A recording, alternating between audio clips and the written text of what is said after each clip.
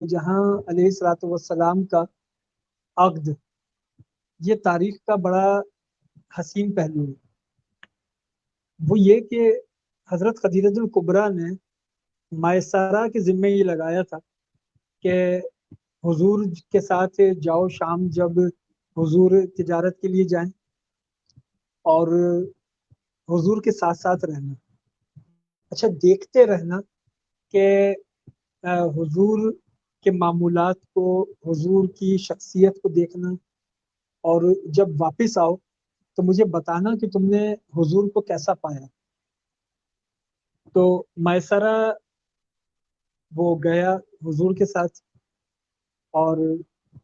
مکے سے شام، شام سے واپس مکہ، اور جب مائسرہ واپس آیا تو اس نے ملکۃ العرب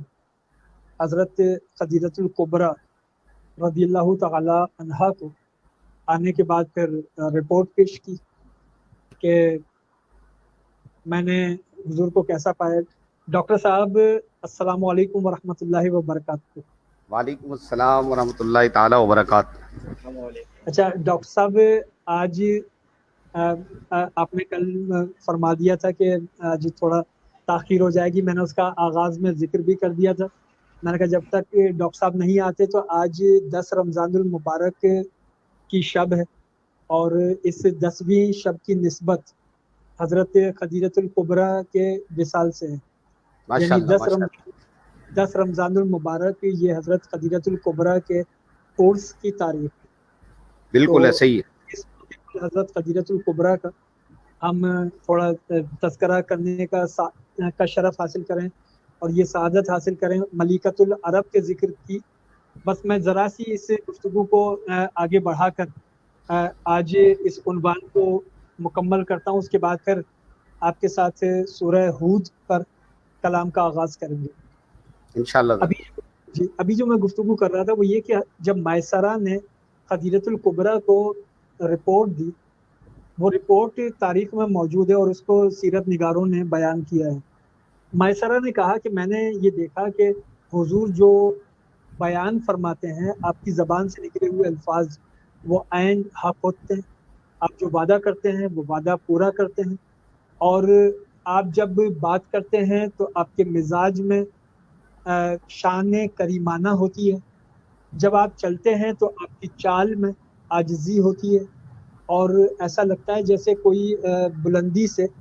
ڈھلان کی جانب سفر کر رہا ہو۔ اس طریقے سے عاجزی اور منکسر المزاجی کے ساتھ آپ قدم کو آگے بڑھاتے ہیں۔ اور پھر مائسرہ نے کہا کہ میں نے یہ بھی دیکھا کہ جب یہ قدم آگے بڑھاتے ہیں تو ان کا قدم آگے بڑھتا ہے اور ایسا لگتا ہے کہ زمین کھنچ کر خود پیچھے آ رہی ہے۔ اور ایک بات پر مائسرہ نے کہا کہ اے ملکۃ العرب، ایک بات نے مجھے بڑا حیران کیا، اور وہ یہ کہ میں نے یہ دیکھا کہ جب یہ کھلے آسمان کے نیچے تشریف لاتے ہیں تو ان پر دھوپ نہیں پڑتی، بلکہ بادل کا ٹکڑا آتا ہے وہ ان کے اوپر سایہ کر دیتا ہے۔ تو ایک تو حضرت خدیجہ الکبریٰ کے سامنے پہلے ہی حضور کا کردار تھا، پاکیزگی تھی، اوپر سے پھر مائسرہ کی بھی یہ گواہی آ گئی۔ تو اس کے بعد حضرت خدیجہ الکبریٰ نے پیغام عقد بھیجا، اور وہ پیغام عقد حضور نبی اکرم علیہ الصلوۃ والسلام کی خدمت میں نکاح کی خواہش ظاہر کی۔ اب یہاں پر میں ایک باریک پہلو پیش کروں، وہ یہ کہ اگر خدیجہ الکبریٰ اور حضور کے نکاح کی ہم تاریخ دیکھیں تو اس میں پیغام نکاح وہ حضرت خدیجہ کی طرف سے گیا ہے حضور کے پاس۔ آج ہمارے معاشرے کا المیہ یہ ہے کہ اگر لڑکی والوں کی طرف سے رشتہ چلا جائے لڑکے والوں کی طرف، تو ہمارا معاشرہ اس کو بڑا مایوب سمجھتا ہے، اور ہمارا معاشرہ اس کو اخلاقی اقدار کے خلاف گردانتا ہے، حالانکہ یہ اخلاقی اقدار کے خلاف نہیں۔ حضرت خدیجہ الکبریٰ نے پیغام عقد بھیجا، آقا دو جہاں علیہ الصلوۃ والسلام نے قبول کی۔ آفر حضرت خدیجہ کی طرف سے تھی، ایکسیپٹنس سرور کون و مکان کی طرف سے تھی۔ کی وجہ ہے کہ اب بھی جب نکاح ہوتا ہے تو پہلے دلہن سے پوچھا جاتا ہے، اور جب دلہن وہ دستخط کر دیتی ہے اس کے بعد پھر دلہا سے ایجاب و قبول ہوتا ہے۔ تو حضرت خدیجۃ الکبریٰ نے آقائے دو جہاں علیہ الصلوۃ والسلام کے کردار کی پاکیزگی کو دیکھتے ہوئے آقائے دو جہاں سے عقد کیا، اور یہ نکاح حضرت ابو طالب نے یہ نکاح پڑھایا، اور اس نکاح کا حق مہر وہ حضرت ابو طالب نے ادا کیا، یہ تاریخ میں موجود ہے۔ اور حضرت ابو طالب نے جو خطبہ دیا وہ خطبہ بھی تاریخ میں موجود ہے۔ یہاں پر میں ایک بات درمیان میں عرض کر دوں، وہ یہ کہ حضرت ابو طالب کے حوالے سے دو آراء ہیں اہل سنت کے اندر، اور وہ دونوں آراء کے حاملین ہمارے اکابرین ہیں، ہمارے بزرگ ہیں۔ ایک طبقہ وہ ہے جو آپ کے ایمان کا قائل ہے، اور ایک طبقہ وہ ہے جو ایمان کا قائل نہیں ہے، اور دونوں ہمارے اکابرین ہیں۔ لیکن یہاں پر ایک بات میں عرض کر دوں کہ ان دونوں میں اس بات پر اتفاق ہے، جو ایمان کے قائل ہیں یا قائل نہیں ہیں، دونوں اس بات پر متفق ہیں کہ حضرت ابو طالب نے کیونکہ حضور سے بہت محبت کی ہے، پیار کیا ہے، حضور کی بہت نصرت کی ہے، اور حضور نے بھی حضرت ابو طالب سے بہت پیار کیا ہے، لہٰذا حضرت ابو طالب کا تذکرہ ہمیشہ اچھے الفاظ میں کرنا چاہیے، اور حضرت ابو طالب کو ہمیشہ اچھے الفاظ کے ساتھ یاد کرنا چاہیے۔ گو کہ یہ اس وقت موضوع نہیں ہے، اس لیے میں اس پر مزید کلام کرنے کے بجائے دوبارہ حضرت خدیجۃ الکبریٰ کی جانب آ رہا ہوں۔ اور آخر میں بس ڈاکٹر صاحب کی جانب جانے سے قبل میں ایک دو روایات پیش کر دوں۔ ایک تو وہ روایت جو میں نے ابھی پیش کی کہ جس میں ام المومنین عائشہ صدیقہ نے فرمایا تھا کہ حضور نے بشارت دی حضرت خدیجۃ الکبریٰ کو کہ آپ کے لیے اللہ تعالیٰ نے ایک جنت میں محل بنایا ہے، اور وہ روایت بخاری اور مسلم دونوں کے اندر موجود۔ پھر اس کے علاوہ ایک اور روایت ہے، اور وہ روایت حضرت عبداللہ بن ابی اوفی رضی اللہ تعالیٰ عنہ سے۔ ان سے پوچھا گیا کہ کیا حضور نے حضرت خدیجۃ الکبریٰ کو کوئی بشارت دی تھی؟ تو آپ نے جواب میں فرمایا کہ ہاں بشارت دی تھی، اور وہ بشارت ایک جنت میں محل کی تھی جو موتیوں سے بنا ہوگا، اور اس میں نہ شور و غل ہوگا نہ کوئی تکلیف ہوگی۔ یہی جنتی محل کی بشارت، یہ پھر متفق علیہ روایت، اور پھر ایک اور متفق علیہ روایت، یعنی میں اسی جنتی محل کے حوالے سے پھر تیسری روایت پیش کر رہا ہوں۔ یہ تیسری روایت بھی متفق علیہ، اور یہ روایت حضرت ابو ہریرہ رضی اللہ تعالیٰ عنہ سے، کہ حضرت ابو ہریرہ رضی اللہ تعالیٰ عنہ فرماتے ہیں کہ حضور نبی اکرم کی بارگاہ میں جبریل امین حاضر ہوئے۔ اچھا، جبریل امین نے حاضر ہونے کے بعد عرض کیا کہ یہ ہے کمال کی بات۔ حضرت ابو ہریرہ فرماتے ہیں کہ حضور کے پاس جبریل امین آئے اور حضور سے کہنے لگے کہ یا رسول اللہ، یہ خدیجہ ہیں جو ایک برتن لے کر آ رہی ہیں، اس میں سالن اور کھانے پینے کی چیزیں، جب یہ آپ کے پاس آ جائیں تو انہیں ان کے رب کا اور میرا سلام کہیے، اور انہیں جنت میں موتیوں کے محل کی بشارت دے دیجیے۔ یعنی حضرت ابو ہریرہ رضی اللہ تعالیٰ عنہ اس کے راوی ہیں، امام بخاری اس روایت کو لکھ رہے ہیں، امام مسلم اس روایت کو لکھ رہے ہیں، اور وہ روایت یہ کہ جبریل امین اللہ کا سلام پہنچا رہے ہیں حضرت خدیجۃ الکبریٰ کو۔ سلام حضرت خدیجۃ الکبریٰ آپ پر، کہ آپ پر تو آپ کا رب سلام بھیجتا ہے، آپ پر تو فرشتوں کا سردار سلام بھیجتا ہے، اور آپ کے لیے وہ بشارت حضرت جبریل امین پھر اس روایت میں بیان کرتے ہیں کہ ان کو خوشخبری دے دیجیے کہ اللہ تعالیٰ نے جنت میں ایک محل بنایا ہے اور وہ موتیوں سے بنا ہوا ہے، وہ خاص حضرت خدیجۃ الکبریٰ کے لیے۔ پھر ایک اور روایت ہے، یہ روایت صحیح بخاری کے اندر موجود ہے،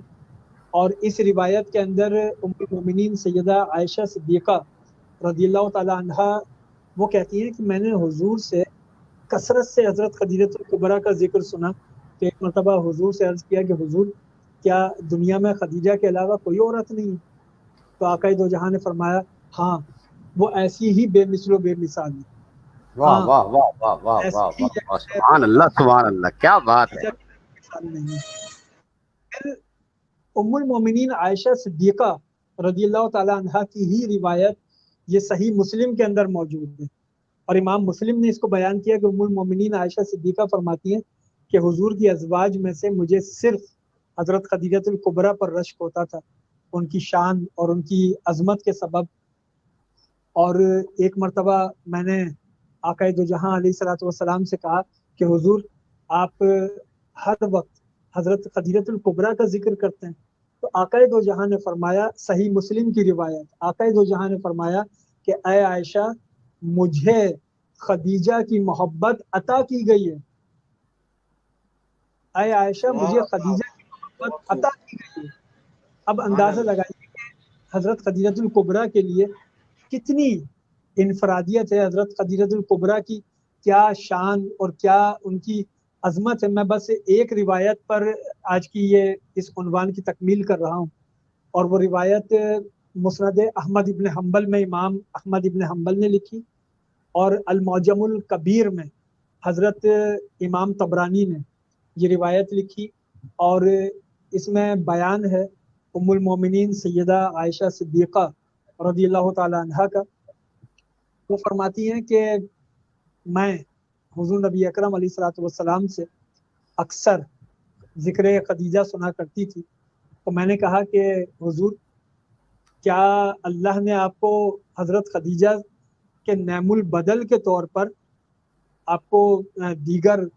اور بہتر عورتیں نہیں عطا فرما دی؟ تو آپ صلی اللہ علیہ وسلم نے فرمایا کہ اللہ نے مجھے اس سے بہتر بدل عطا نہیں فرمائے، اللہ نے خدیجہ سے بہتر بدل مجھے عطا نہیں فرمایا۔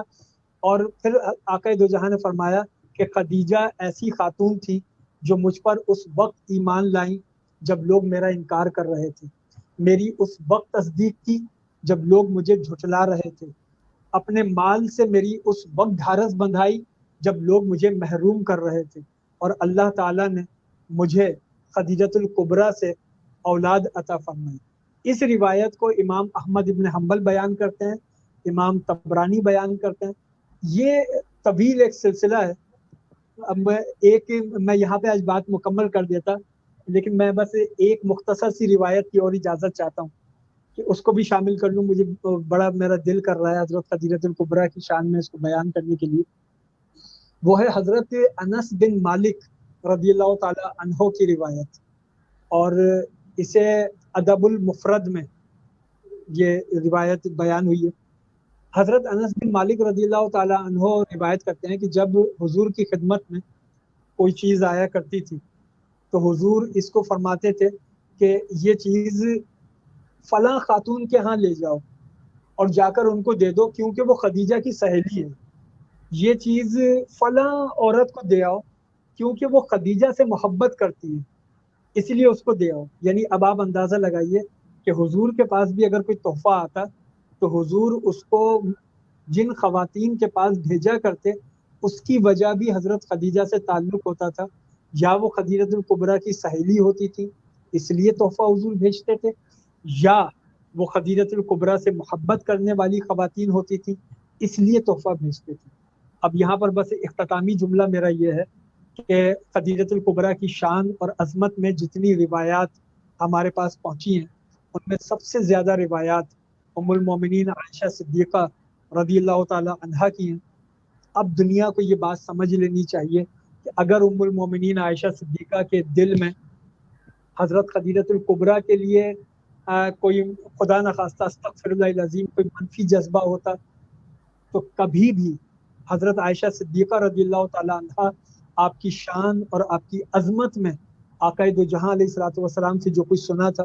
اس کو آگے روایت نہ کرتی۔ حضرت خدیجہ الکبریٰ کی شان ام المومنین نے جو آقا دو جہاں سے سنی اس کو آگے روایت کیا، یہ اس بات کی علامت ہے کہ ام المومنین عائشہ صدیقہ رضی اللہ تعالی عنہا حضرت خدیجہ الکبریٰ رضی اللہ تعالی عنہا سے بے انتہا محبت کرنے والی تھی۔ ڈاکٹر صاحب آج مضمون تھوڑا سا طولانی ہو گیا اس لیے کہ حضرت خدیجہ الکبریٰ کا ذکر ہو تو پھر وہ جذبات قابو میں نہیں رہتے، بس دل چاہتا ہے کہ یہ بات چلتی رہے، یہ مضمون آگے چلتا رہے۔ آج